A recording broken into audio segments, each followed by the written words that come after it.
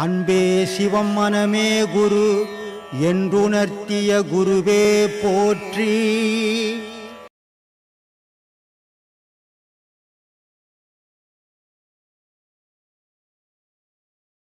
விவேகானந்தர் சொல்கிறாரு, யார் ஒருத்தனுடைய மனசில் எழுற கேள்வியை அவன் அடக்கணும்னு நினைக்கிறானோ இன்னும் 1000 கேள்வி எழுன்றார்.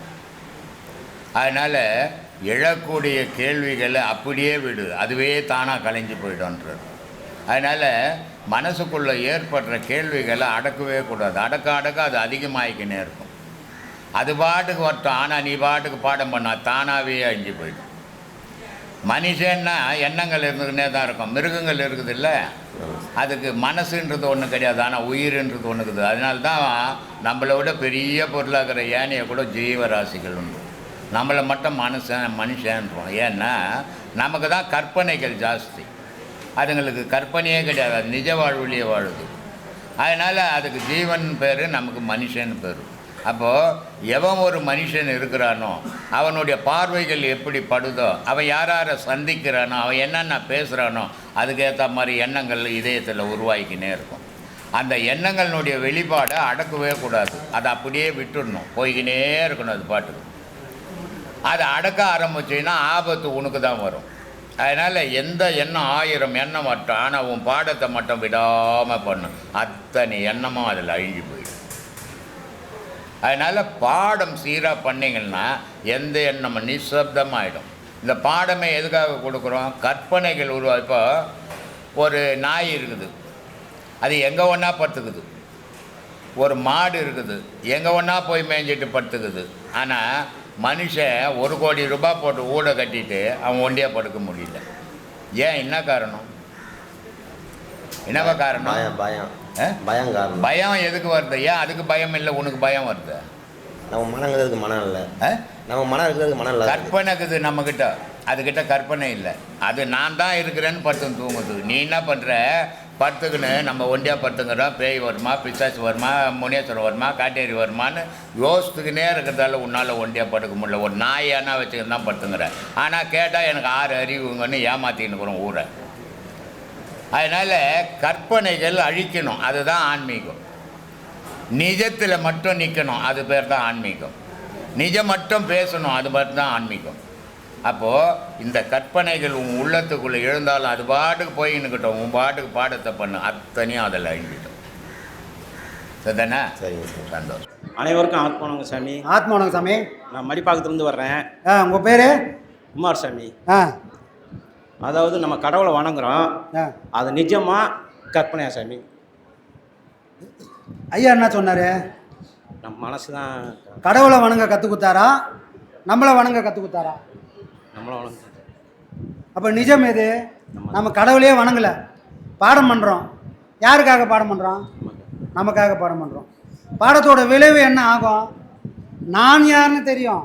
அப்போ இந்த இடைப்பட்ட இடத்துல கடவுளுக்கே வேலை இல்லை. அப்போ கடவுளை நாம் வணங்கலை. கடவுளை வணங்கினா அதுக்கு பேர் பக்தி. அந்த பக்தியில் இறைவன் வெளியே இருப்பான். வெளியே இருக்கிற இறைவனால் நம்மளை காப்பாற்றவே முடியாது. அப்போ நான் என்ன பண்ணுறேன்? பக்தியில் இறைவன் வெளியே இருக்கிறான், கரெக்டு.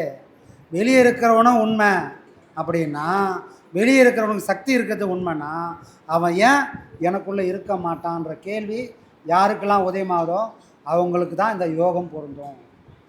வெளியே இருக்கிற அதே சாட்சாத் இறைவன் இப்போ எனக்குள்ளே இருக்கிறான் அப்படின்னு நான் எனக்குள்ளவே பூஜை பண்ணுறேன், எனக்குள்ளவே தவம் பண்ணுறேன். இந்த தவம் தான் அவனுக்கு பூஜை.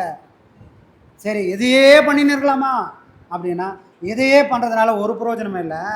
இதோட விளைவான ஞானத்தை அடைஞ்சி எனக்குள்ளே இருக்கிற இறைவனும் நானும் ஒன்று தான், 2 பேரும் ஒன்று சேரணும். அந்த ஒன்று சேர நாள் தான் நமக்கு ஞானம் உதயமாகக்கூடிய அந்த நாள். அப்போ இறைவனை கும்பிட்டா இது கிடைக்குமா? கோயிலாக போய் கும்பிட்றாங்களே, யாருக்காவது ஞானம் அடைஞ்சிருக்கிறாங்களா? இல்லையே. ஆனால் தன்னை தேடி யார் உக்காடுறாங்களோ அவங்களுக்கு மட்டுமே ஞானம் கிடைக்கும். அதுதான் உண்மையான இறை வழிபாடு. மற்றதெல்லாம் ஊருக்காக, நமக்காக அப்படின்னு அந்த வழிபாடு எதுவும் உண்மையான வழிபாடாக இருக்காது. அப்போது இறை வழிபாடை நாம் பண்ணலை, தன்னை அறியக்கூடிய பாதையை தெரிஞ்சு அதில் பயணம் பண்ணிகிட்ருக்கோம். அப்புறம் அந்த பாசத்தில் ஐயா 2 இது சொல்லியிருக்காரு. ரத்த பாசம்னு சொல்லியிருக்காங்க, ஆ உயிர் பாசம்னு சொல்லியிருக்காங்க. அது ஏன் சாமி அது 2ஆக பிடிக்கிறாங்க? ரெண்டும் நம்மளை விட்டு அவ்வளோ சீக்கிரம் போகாது. ஆ ரத்த பாசம்ன்றது நம்ம மூலிமா குழந்தைங்க உருவாகிறாங்க. இந்த குழந்தைகள் உருவாகினா அது யாரோட அடையாளம் சொன்னால் நம்மளோட அடையாளம். நம்ம மனம் எப்படிலாம் இருந்ததோ அந்த வடிவத்தை அது எடுத்துது. நாம் அந்த நேரத்தில் எப்படிலாம் இருந்தோமோ அப்படிலாம் அது வந்து பிறந்துருக்குது. நமக்கும் அவனுக்கும் பெரிய வித்தியாசம் இல்லை. மகாத்மா காந்தியை கேள்வி கேட்குறாங்க, நீங்கள் உங்களை மகாத்மான்னு உலகம் சொல்லுது. ஒரு மனுஷனை மகாத்மானா அவர் எவ்வளோ பெரிய உயர்ந்த இடத்துல இருக்கணும். அப்போ அவரை பேட்டி எடுக்கிறாங்க, உங்களை போய் மகாத்மான்னு சொல்கிறாங்க, நீங்கள் அதுக்கு தகுதி. ஆனால் இவ்வளோ பெரிய மகாத்மாக்கு உன் புள்ள குடிகாரனாகிறானே, இது சரியா? ஏன் இப்படி அவன் வந்து பிறந்தான் அப்படின்னு அவர் ஒரு கேள்வி கேட்குறாங்க. எப்போ ப்ரெஸ் மீட்டில் மகாத்மா காந்தியை இப்படி கேட்டால் எப்படி இருக்கும்? நல்லா இருக்குமா? 4 பேர் எதிரில் இப்படி நாக்க பிடிக்கிற மாதிரி கேட்டால் அவர் எப்படி பதில் சொல்லுவார்? நீ மகாத்மா, உன் பிள்ளை ஏன் இப்படி இருக்கிறான்னு கேட்குறாங்க. அதுக்கு அவர் ஒரே ஒரு பதில் சொன்னார், இது அவன் பண்ண தப்பு இல்லை, நான் பண்ண தப்பு. அந்த படியை இவர் ஏற்றுக்கிறாரு. என்ன சொல்ல வர்றாரு அப்படின்னா, அவன் பிறக்கத்துக்கு முன்னாடி நான் எப்படி இருந்தேன் அப்படின்னா இப்படி தான் இருந்தேன். என்னோட உடல் பசி, என்னோட மனப்பசி இதை தீர்க்கணும்னா நான் எதையும் செய்யலான்ற எண்ணத்தில் அந்த நேரத்தில் வாழ்ந்தேன். அந்த நேரத்தில் நான் வாழ்ந்ததுனால அந்த சூழ்நிலை அவன் பிறந்தான். அதனால் அந்த குணத்தை எல்லாம் அவன் கொண்டு போய் இப்படி பிறந்திருக்கிறான். நான் மகாத்மா இருக்கும்போது பிறந்திருந்தானா அவனும் மகாத்மாவாக இருந்திருப்பான். அவர் சொல்கிறார், சாமி எங்கள் அப்பாவுக்கு உடம்பு சரியில்லை, படுத்த படுக்கையாக இருக்கிறாங்க. என் அப்பாவுக்கு என் மனைவி தொண்டு செஞ்சுன்னுக்கிறா. ஆனால் நான் என்ன பண்ணேன்னா என்னோட உடல் இன்பத்துக்காக போதும் வா அப்படின்னு கூப்பிட்டேன். அப்போ நான் எவ்வளோ மோசமான ஆளாக இருந்திருப்பேன். அந்த மோசமான ஆளுக்கு பிறந்ததுனால அவன் அப்படி இருக்கிறான். எவ்வளோ பெருந்தன்மை பாருங்கள். அப்போது சாட்சாத் யாரோட அடையாளம் சொன்னால் நம்மளோட அடையாளம். அப்போ இந்த பாசத்தை யாராலையும் அவ்வளோ சீக்கிரம் அறுக்கவே முடியாது. ஆனால் அறுத்தே ஆக வேண்டியது இந்த பாசம்தான். இந்த பாசம்ன்ற ஒன்று அறுக்க யாருக்காவது வழி தெரியலன்னா தப்பிச்சு கரை சேரவே முடியாது. அது ஒரு புதகுழி. அது இல்லாத ஒன்றை இருக்கிற மாதிரி காட்டக்கூடிய ஒரு மாயை காணல் நீர். காணல் நீர் பார்த்தோம்னா அப்படியே பளபளன்னு தண்ணி இருக்கிற மாதிரி தெரியும். ஆனால் அங்கே போனோம்னா தண்ணியே இருக்காது. அதே போல் இந்த பாசம் நமக்கு நல்ல விஷயங்களை செய்யுமானா ஒரு நல்லதும் பண்ணாமல் நம்மளுடைய காலத்தையும் வீணாக்கி அவங்களுக்காக வாழ்ந்து நம்மளோட போதா இருக்கிற காலத்தை முடிச்சிடும்.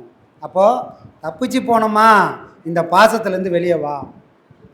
இந்த வெளியே வராமல் யாருக்கும் ஞானம் சித்திக்காது, இந்த பாதையில் முன்னேற்றமும் வராது. இப்போ மனசளவில் பக்குவம் வேணும். பாசத்தோடவும் ஒரு விஷயத்தை பண்ணலாம், கடமையினும் சில விஷயங்களை பண்ணலாம். படிக்க வேண்டியது என்னோடய கடமை. பிள்ளைக்கு படிக்க வேணும், அவனுக்கு தேவையான உதவிகள்லாம் செய்யணும், அவனுக்கு தேவையானதெல்லாம் நான் பண்ணிக்கணும். இது கடமையாக செஞ்சால் அங்கே பாசம் வராது. ஐயோ நான் இல்லைன்னா என் பிள்ளை என்ன ஆவான் அப்படின்னு அந்த பாசத்தோடு நான் செஞ்சேன்னா கர்மாலேருந்து நான் வெளியே வரவே முடியாது. அப்போ அறுக்க வேண்டிய பற்றியதே இந்த பாசம். இதை அறுக்காமல் இறைவனை யாரும் போய் சேரவே முடியாது. அதனால தான் அவ்வளோ முக்கியமாக அதை சொல்லி வச்சுக்கிறாங்க. கோளறு பதிகம்னா என்ன சாமி? என்ன சாமி? கோளறு பதிகம்னா கோளறு பதிகம், கோளாறெல்லாம் போகணுன்னு அர்த்தம். கோள்கள் மூலிமா வரக்கூடிய கோளாறு. கோள்கள்னது 9 கோளாலையும் மனுஷன் வாடி வதங்குறான். ஏன் சாமி அப்போ இதெல்லாம் உண்மைதானா? ஜாதகம் ஜோசியெல்லாம் உண்மைதானா? ஏன்னா அவங்க தான் கோளை பற்றி பேசிக்கிறாங்க. நமக்கு கோளும் கிடையாது, ஒன்றும் கிடையாது. அப்போ இதெல்லாம் உண்மைதானா அப்படின்னா ஐயாவே சில இடத்துல சொல்கிறாரு, இந்த நவதுவாரமும் தான் அங்கே கோளாக இருக்குது. அதில் ஏற்படக்கூடிய எல்லா விஷயமும் உன்னுடைய உடல்லையும் எதிரொலிக்கும், அதுக்கேற்ற மாதிரி உன்னோட நிலையும் மாறும். அப்போது இதெல்லாம் நீ தப்பிச்சு போகணும் அப்படின்னு சொன்னால் ஒரு புக்கை எடுத்துன்னு வந்து கோளறு பதிகம் படிச்சுக்கினே உக்காந்துருந்தா இந்த கோளாறு நீங்குமானா இந்த கோளாறு நீங்காது. அப்போ என்ன சாமி பண்ணணும்? 9 வாசல் வழியாக இந்த மூச்சு காற்று போகிற வரைக்கும் இந்த கிரகத்துக்கும் நமக்குமான தொடர்பு என்றைக்கும் கட்டாகாது. அதில் நடக்கக்கூடிய எல்லா மாற்றங்களும் இந்த உடலில் கண்டிப்பாக எதிரொலிக்கும். அப்போ இந்த ஜாதகத்து ஜோசியம் இதுலேருந்துலாம் நான் வெளியே வரணும்னா இந்த 9 வாசல் வழியாக போய் வரக்கூடிய மூச்சை தடுத்து நிறுத்தணும். ஒரு மந்திரத்தால் 9 வாசல் அடைக்கும் உபாயம். ஒரு மந்திரத்தை சொன்னால் 9 வாசலும் அடையணும். அந்த மந்திரத்தை உங்களுக்கு நான் கற்றுத்தரேன்னு பிள்ளையாரே ஔவையாருக்கு கற்றுக் கொடுத்தாங்க. அதை ஐயாவும் நமக்கு கற்றுக் கொடுத்துருக்குறாரு. அதை போல் நவதுவாரம் வழியாக போய் செத்து போயினுக்கிற இந்த மூச்சை அந்த வாசலெல்லாம் அடைச்சிட்டு 10வது வாசல் தேடி பயணம் பண்ணால் இந்த கோளோட தொல்லை யாருக்கும் இல்லை. என்ன இல்லை? கோளோட தொல்லை யாருக்கும் இல்லை. ஆனால் நவதுவாரத்தோட உறவாடுற வரைக்கும் இந்த உலகத்தோட தொல்லைகள் நம்ம வந்து சேரும். அப்போ யார் படிக்கணும்? 9 வாசல் வழியாக எல்லாரும் மாதிரி சராசரியாக வாழக்கூடிய எல்லாரும் கோளறு பதிகம் படிக்க வேண்டியது தான். அப்பியாசிக்கு அது தேவையில்லை. ஏன்னா இந்த வாசலை மூடுறதுக்கு வழியை தெரிஞ்சுக்கிட்டோம். அந்த வாசலை மூடி இந்த மூச்சை மேலே கொண்டு போகிறதுக்கு வழியும் கற்றுக் கொடுத்துட்டாரு. அதை நோக்கி போனால் இந்த கோளாறெல்லாம் ஒன்றும் இல்லாமல் ஆயிடும் சாமி.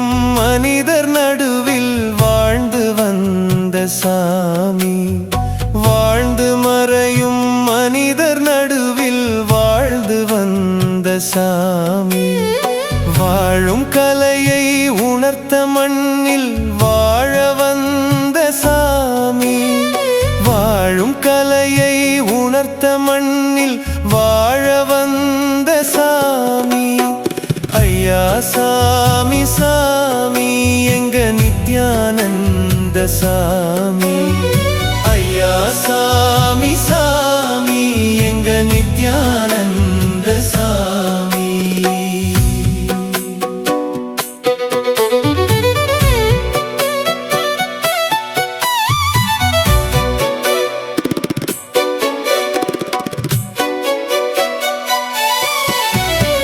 ஆதி அந்தம் அற்றதாக இருப்பதுதான் சாமி ஆதி அந்தம் அற்றதாக இருப்பதுதான் சாமி நித்யானந்தம் என்று இங்கு இருந்தந்த சாமி நித்யானந்தம் என்று இங்கு இருந்தந்த சாமி ஜீவராசி வாசியாசி வாங்க வேண்டும் என்று ஜீவராசி வாசியாசி வாங்க வேண்டும்.